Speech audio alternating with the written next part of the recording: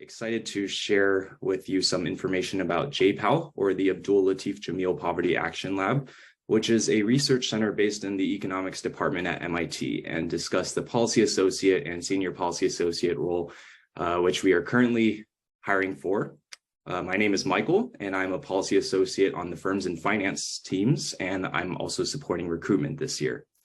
Now I'll let my colleagues briefly introduce themselves in the order you see them in this slide, and Emily and Savia, feel free to introduce yourselves as well. I can go next. My name is Brenda, and I'm a senior policy associate at JPAL. I joined about 2 years ago now, and I work primarily on the agriculture sector. Hi, my name is Natalie Valent, and I am a senior policy associate here at JPAL Global, and I primarily work on the labor market sector. Hi all, my name is Swetha Telly. I am the Senior Human Resources Associate, and I'm here to answer any of your questions about policy or logistics. Hi, my name is Emily Blagg. I'm a Senior Policy Associate at JPAL Global, supporting the health sector, and I'm also our intern manager, so happy to answer any questions about internships. Hi everyone, I am Savia. I am a Senior Research and Training Associate on the Research Education and Training team at JPAL Global. So I'm just here to answer any questions that anybody may have about one of the openings on the research and the training team. So happy to also discuss those if those seem like a better fit for you. Thanks, everyone. So now let's talk about what we do at JPAL a little. So decades of research show that there are many complex drivers of poverty. And at JPAL, we conduct rigorous impact evaluations to shed light on this complexity. Our work is just part of the solution, but by testing, innovating, and finding answers to critical questions, we help governments, donors, and NGOs be more effective. To share some stats and motivate what we do here a little, the global community has been tackling widespread poverty for many decades, yet billions of people still struggle to make ends meet, and millions remain in extreme poverty. And as a result of the COVID-19 pandemic, global extreme poverty rose in 2020 for the first time in over 20 years. So now about 100 million additional people are living in poverty as a result of the pandemic. At JPAL, we conduct research to find answers to some of the complex questions around poverty. There are many age-old questions, but also new challenges, such as rising inequality, the effects of climate change, refugees and migration, and persistent poverty in countries where overall income is rising, just to name a few. Our affiliated researchers try to understand the conditions and causes of poverty and to tailor solutions to tackle these problems. By using the creative potential of our researchers in innovating on social programs and testing them, we help governments, donors, and NGOs be more effective, improving lives for millions of people. So, in the field of impact evaluation, the most rigorous type of evaluation is a randomized evaluation, or as you might have heard of it called in your studies, a randomized controlled trial, or RCT. This is the type of research we do at JPAL and we focus on. Because of the way they're conducted, randomized evaluations can tell us not only where a specific policy or program had an impact, but also measure the scale of that impact. And if the study was well designed, it can tell us why we see the results that we do. Innovation and learning is definitely at the heart of our work. And we think that if we're not learning, we're not innovating, and policies and programs will continue failing the people that they're trying to help. So now I'm going to shift gears a bit and provide some more background on the organization. To provide a bit more on who we work with on the academic side, our network of more than 260 affiliated researchers are based at over 90 leading universities around the world. And in terms of our structure, JPAL is comprised of several sectors or areas in which research is concentrated around a specific topic. And in each of these sectors, we have a team of experts on staff who work with our affiliated researchers to share their findings with wider audiences and draw out key policy insights. And now we're going to do one sort of thought exercise that's borrowed from our agriculture sector, and which will require just a bit of audience participation. So in a second, I'm going to read a prompt and we'll have you wait. We'll have you visit the link here and enter this code to vote on a question that I pose at the end. So Imagine you are a farmer with 2 hectares of land planting corn. Your neighbor told you that the best way to plant and how much fertilizer to use, but your yields still aren't very high and your profits are low. If you bought more equipment or had more land, you might be able to plant more and make up for your low yields, but you can't get a loan from the bank to cover this. You've heard that mangoes will earn you more money, but they don't do as well in dry weather. And so since you don't have irrigation, if the rainy season arrives late, then you'll have lost all the money you invested in seeds. And besides, you can't find anyone in the village willing to help you plant mangoes because mangoes take a lot more work and care than corn, so you would need some extra help. And you sell your corn right after harvest with the rest of the village at the market 10 kilometers down the road. Even though prices are low when everyone sells at the same time, you don't have anywhere to store your crop until prices are lower later in the season. And you need access to cash right away so that you can buy inputs for the next season. So obviously there are a lot of factors at play here, preventing farmers who are, rational economic decision makers from maximizing their profits. And we can categorize the factors preventing them from doing so into a few barriers, which we call constraints. And these are just a few of them. I see people are already starting to vote, which is great. But the question is, if you could magically eliminate one constraint for this farmer to most improve their profits, which constraint would you choose? And I'll give about a minute for people to respond.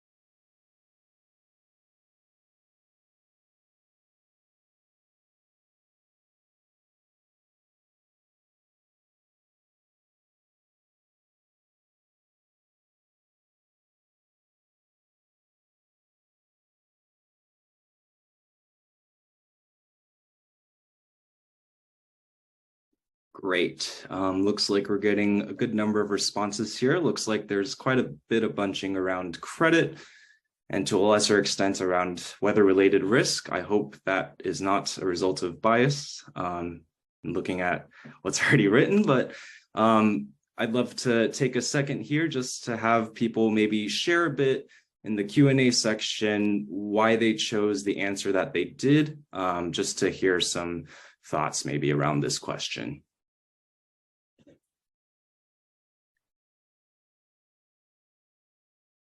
Maybe I'll give it another minute.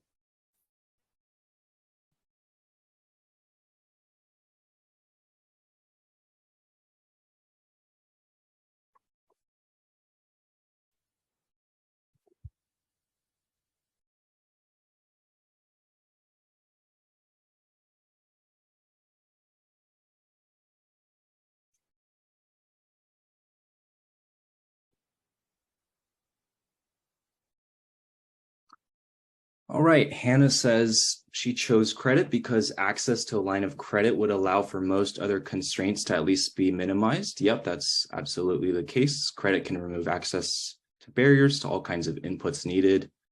Out of the rest of the inputs, the most productive input you can have in capital, in economic models is capital. So it seems like a big theme here is money is king and you can use money to buy a lot of the other things, which is certainly true to an extent. By giving the farmer more access to credit, they would be less constrained by the immediate need for cash. Yeah, so I think these are all in line with what we're thinking. I wouldn't say there's one correct answer here. Sorry, misclicked that. Sorry.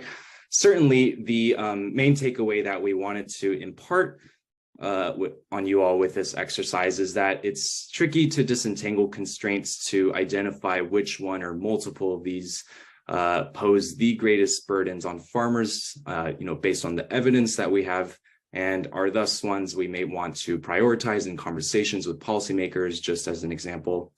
And hopefully from this activity, you have a better understanding of the types of issues we encounter in our work at JPAL and how we think about them. So with that, I will hand it off to Natalie now. Awesome. Thanks, Michael. Yeah, and that was a great segue kind of into our next section. So how at JPAL that we translate our research into action. So what we do here at JPAL Global and with our regional offices and affiliated professors is, we identify unsolved problems, constraints, and policy priorities. And our mission is to reduce poverty by ensuring that policy is informed by scientific evidence. We do this through research, outreach, and training. Michael, if you could go to the next slide, please. So under research, we fund new cutting-edge research on open questions through our initiatives and help our affiliated researchers to carry out their projects by providing research support on the ground. On informing policy and practice in each of the 11 sectors that we work in, we have policy experts on how to adapt research findings and distill them into advice and guidance to governments, NGOs, foundations, and others seeking to make programs more effective. And so based on this evidence, we provide funding, technical assistance, and embedded staff to governments and NGOs to help shape programs and policies that deliver results. And then for more of the research and education side, our capacity building work draws on this research expertise. We teach practice and principles of randomized evaluations to researchers and research staff on one hand and partner organizations on the other.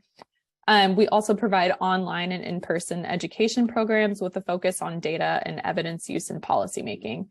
So these three pillars combined are closely interconnected and very cyclical. So innovative research generates important policy insights that we at JPAL Global hope to disseminate. And trainings are designed to lead to new policy relevant research. So it all kind of goes back. And in this way, we try to ensure the sustainability of our work. So next slide, please. Thanks. So the knowledge that our network generates is truly global and spans across multiple contexts. Our affiliated professors have conducted over 1,100 randomized evaluations in more than 90 countries. And these are often conducted in close partnerships with NGOs, governments, social enterprises, companies, and other organizations. And this number continues to grow every day. Next slide. Alongside this global knowledge as well, we also prioritize local grounding through our 7 regional offices that are based at leading research universities in the United States. So that's our North America office, as well as JPAL Global, Chile, Egypt, France, South Africa, India, and Indonesia. Our local grounding is super critical to our work. Our teams in these offices understand local issues, local contexts, and local languages, and they form close relationships with partners like governments, advocacy organizations, and NGOs to help map evidence to the priorities of that particular partner and to build up a culture across contexts of evidence-informed policymaking. Next slide. So yeah, now I'll go over kind of an explicit example of how we put our mission and work into action. Essentially, how our rigorous randomized research conducted by JPAL affiliated professors has influenced policy in practice and improve the well-being of those who the programs are targeting and trying to reach. Next slide. So I'd like to introduce an NGO. Oh, I think previous slide, please. Yeah, thank you. So first I'd like to introduce Pratham, which is India's largest education NGO, and they developed a program called Teaching at the Right Level, or we call it TARL, to address issues of unrealistic curricula that aren't adapted to children's learning levels. So for instance, schools are usually organized by age and grade, with children progressing into the next grade kind of regardless of their learning levels. And this highlights kind of an ongoing problem of children perhaps being in school or attending, but not actually learning while in school. So TARL aims to address this gap and build foundational skills in math and reading for all children before exiting primary school. So the approach works by dividing children, generally in grades 3 to 5, into groups based on learning needs rather than age or grade. And it dedicates time to foundational skills rather than focusing solely on the curriculum. And it regularly assesses students instead of relying on end-of-year examinations. So from the JPAL perspective, 6 randomized evaluations conducted in partnership with JPAL affiliated professors, so Pratham and JPAL coming together, in 7 states of India show that the TARL approach is consistently effective when implemented systematically and has led to some of the largest effect sizes rigorously measured in the education literature. So for example, the TARL learning camps in Uttar Pradesh doubled the number of children who could read a paragraph or story. The long-term partnership between JPAL and Pratham demonstrates how findings from an evaluation can provide important inputs for continuously evolving the program, which in turn is rigorously evaluated. So one key learning from decades of research is that TARL works best as a holistic approach that reorients education systems towards focusing on learning outcomes, especially for foundational learning. So next slide, please. Thank you. So of course, this issue of children being in school but not learning is not unique to India. A range of assessments find that a substantial portion of grade 5 students across sub-Saharan Africa are not able to do basic arithmetic tasks. So the Ministry of Education in Zambia reached out to JPAL for advice on policies and programs that address these low learning levels. JPAL Africa, in turn, organized something called a learning journey for senior government officials to visit Pratham schools in India and learn about the TARL approach. JPAL Africa then worked with the government in Zambia and other partners to adapt the TARL approach and to pilot it in Zambia. So not only was the success of TARL recognized in another setting, but it was able to be completely curated to another local context. TARL has since scaled in Zambia and has reached over 1,900 schools in 3 provinces and has been very successful. So next slide. So the scale up of TARL did not stop in Zambia. This process of adaptation and piloting TARL is now replicating across sub-Saharan Africa, where JPAL and Pratham are partnering with governments and organizations to support the program in their schools. TARL has now reached over 1 million students in 12 countries throughout sub-Saharan Africa, and it continues to expand throughout India. So finally, a number of influential organizations now recognize TARL as an effective approach to teach foundational skills and address learning loss. The TARL approach has been particularly influential as education policymakers grapple with learning loss because of the COVID-19 pandemic. And in fact, the World Bank, UNICEF, FCDO, USAID, and the Bill and Melinda Gates Foundation recently issued a report calling TARL the single most crucial intervention for reversing the decline in learning progress. So these same organizations also noted that TARL is cost effective, which policymakers obviously care about. So this scale up and evidence dissemination of TARL is, because of Pratham's efforts, outreach, and the evidence-based research produced by JPAL affiliates showing the effectiveness of this program. So with that, framing in mind, I will pass it to Brenda to describe our team. Thanks, Natalie. Yeah, with that, I guess we can dive into sharing a little bit more about how our team is structured, as well as the different types of positions we typically hire for on the policy and communications team. So first, taking a step back, I just wanted to quickly talk about how JPAL is organized into 3 primary divisions. So the first is the research, education, and training team, where Sabia sits, as she introduced earlier. But this division really works to do a couple of things. Firstly, they help implement RCTs or randomized control trials in the field, which is obviously a big part of what we do at JPAL. They also create research resources that support high quality randomized evaluations. And the database for this is quite big. So if you're interested, you should definitely check out our website. And then another big part of their responsibilities centers around developing and running online and in-person training programs. So thinking about things like the MicroMasters program or evaluating social programs, which is basically this mini RCT bootcamp that we run for policymakers several times a year around the world. So the second main division or department we have at JPAL is the policy and communications team. So this is the team that Natalie, Michael, and I are all housed in, and is what the webinar is largely focused on. And so what we do is that we work to bring research to policymakers who can then apply those lessons to improve the effectiveness of their own programs or policies. And then we also, as Natalie highlighted earlier, we work with partners, including NGOs and government agencies, to scale up programs that have been found to be effective through kind of RCT research. And then finally, the finance and operations division does the really important work of managing all of our research grants and making sure that all of our deliverables are being met.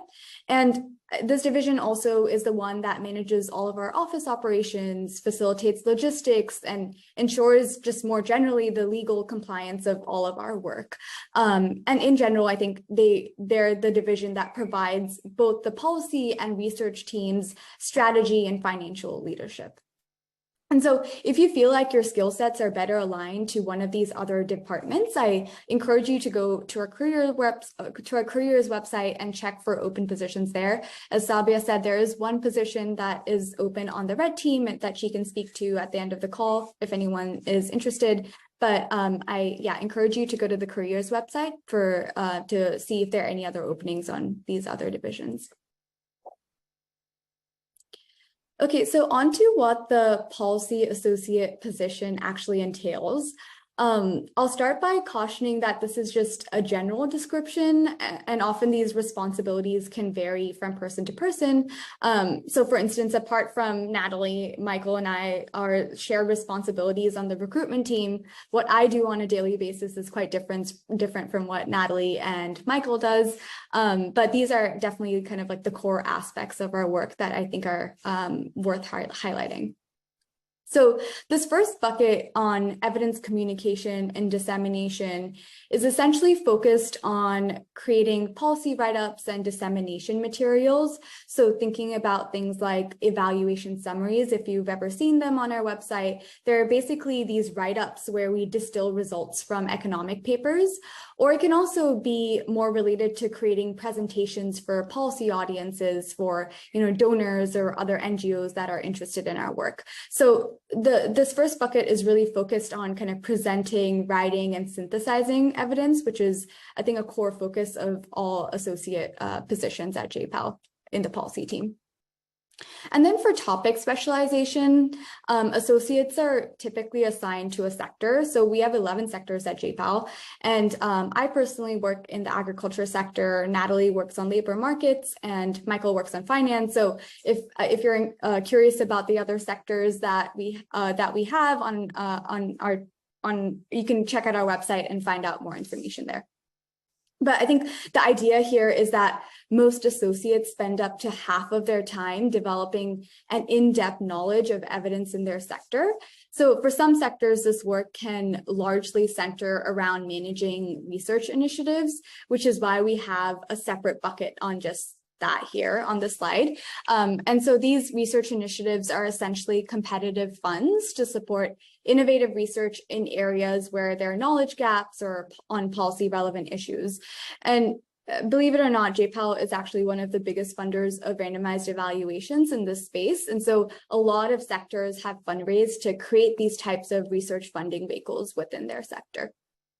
And then I think to illustrate this on the agriculture team, I personally manage the Agricultural Technology Adoption Initiative, which is one of the oldest initiatives that we have at JPAL. So as part of this work, I coordinate our funding cycles and I work with our academic board to review proposals and make decisions around which proposals to fund every cycle. And then finally, the typical JPAL policy portfolio can also involve working on public goods or functional teams in addition to your core sectoral responsibilities. And so our public goods tend to be more internal facing and are really important here at Global, for these goods can affect and benefit our entire staff. And without them, I don't think we would function as efficiently or effectively. So some examples of this include things like general recruitment or knowledge management or onboarding for new staff. And so those are just some types of public good teams that a lot of associates are involved in. In addition to this, associates can also serve as liaisons to our regional offices and just ensure that all our offices are working in coordination and are following protocols and rules. But again, these are just some examples, and you can find more on our job description if you're curious of some other types of engagements you can be involved in apart from your core sectorial responsibilities. Okay, so these are the positions on the policy and communications team that we most frequently hire for. So we have fall, spring, and summer internships, so pretty much year-round for any rising juniors or seniors in college. We don't expect interns to have a lot of work experience coming in, but we usually find that competitive candidates are able to highlight how their coursework or college extracurriculars can relate to the skills required for the internship. Incoming policy associates typically have up to 2 years of work experience, and senior policy associates have up to 4 years of experience. I will say that while we require all kind of incoming associates to have a bachelor's degree, a master's is definitely preferred. And then finally, policy managers usually all come in with more than 5 years of experience. And at this level, you need to have a master's degree per MIT's institutional requirements. Another thing to clarify here is that, we're really looking for relevant work experience, not necessarily any work experience. So something that can really translate to the work that we do on the policy and communications team. But at the same time, we're not, aren't trying to be too prescriptive here. For example, it's not like we're only going to hire those with experience as a research assistant. I think the important piece here is that as long as you can frame your work experience as being relevant to what we do is what matters. And ultimately, you should apply for whatever position you think is best given your own level of experience, and don't overthink this, and the recruitment team can kind of sort you into the appropriate level ultimately based on our internal requirements. Okay, so this is just an overview of the timeline of the recruitment cycle. The job descriptions and applications are now open and live, and the last day to submit an application is January 8th, which is when our drive will close. But please keep in mind that we'll only consider the first 200 eligible applications across the policy associate and senior policy associate role, after which additional applications can be or may be considered on a rolling basis in the order of submission. So I highly encourage you to apply early if you can, so that you can meet that first 200 requirement. And then also I wanted to note that in order for your application to be considered complete, this is also written on our job description, but in order for your application to be considered complete, you will need to submit through both the MIT system as well as our Google form. So please keep that in mind.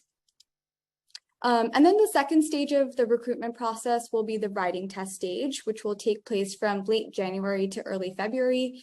And then the first round interviews will take place in late February. And then the final round interviews will take place in March. We'll ultimately hope to make our hiring decisions by the end of April.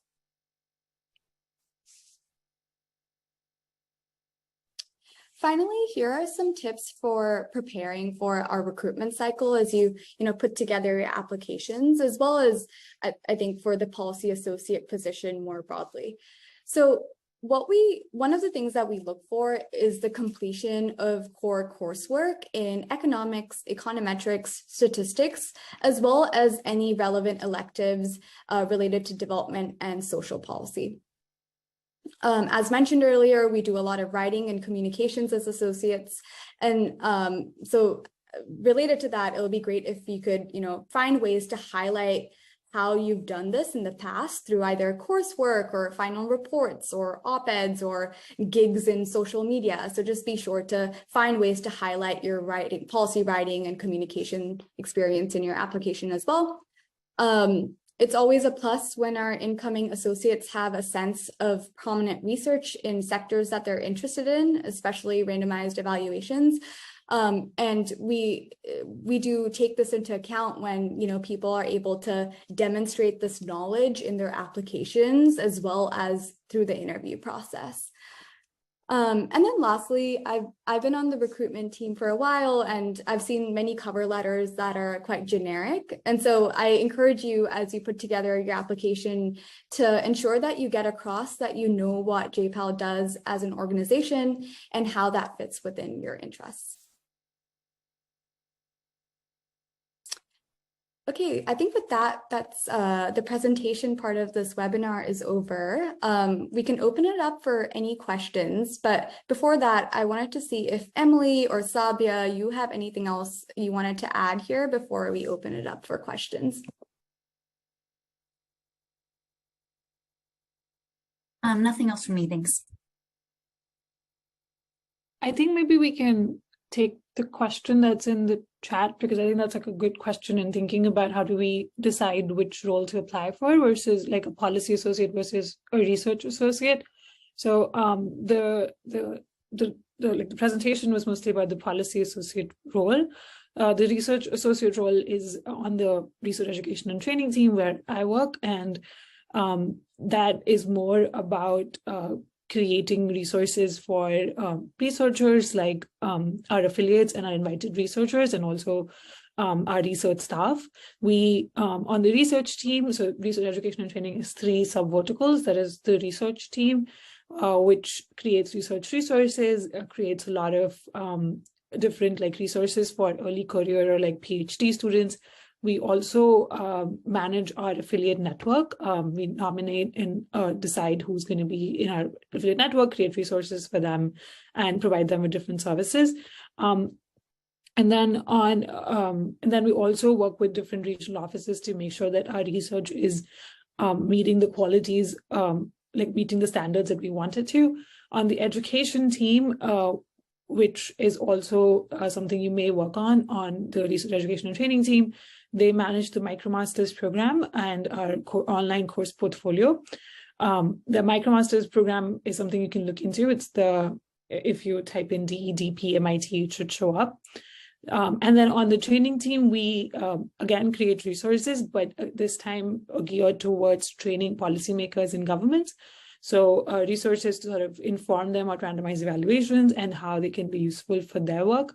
We also do some trainings for our internal staff to make sure that they can so that they're well equipped to be RAs to our PIs. So we do STATA trainings, our trainings. We make sure that they're that everybody has the same amount of knowledge about IRBs, all the different aspects that go into research. So it is a little bit of a technical role in that you would potentially be using STATA and R. You would also be trying to explain a lot of statistical knowledge in a way that is like accessible for our research staff, and then also for policymakers and governments who may not be very familiar with it. So if you are excited about statistics, if you're excited about using STATA or R, if you're excited about creating resources for people who are doing research, if you're excited about making this knowledge accessible to everybody, I think the RED team may be a good fit for you. And I'm happy to chat about this more. My email ID should be on the calendar invite, but I'm also can put it in the chat. So if you want to reach out to me, you can chat about this. Emily, I don't know if you want to mention something about the internship program. Yeah, sorry, I was just answering a question. Just in terms of timeline, right now we are reviewing our spring internship applications, and summer internship applications for rising juniors and seniors will be out in late January on the website. So keep an eye out for that if you're interested in those. Okay, I think we are going to stop recording for the rest of the Q&A session. So if anyone wants to ask, questions that they don't feel comfortable asking while recorded, we'll stop.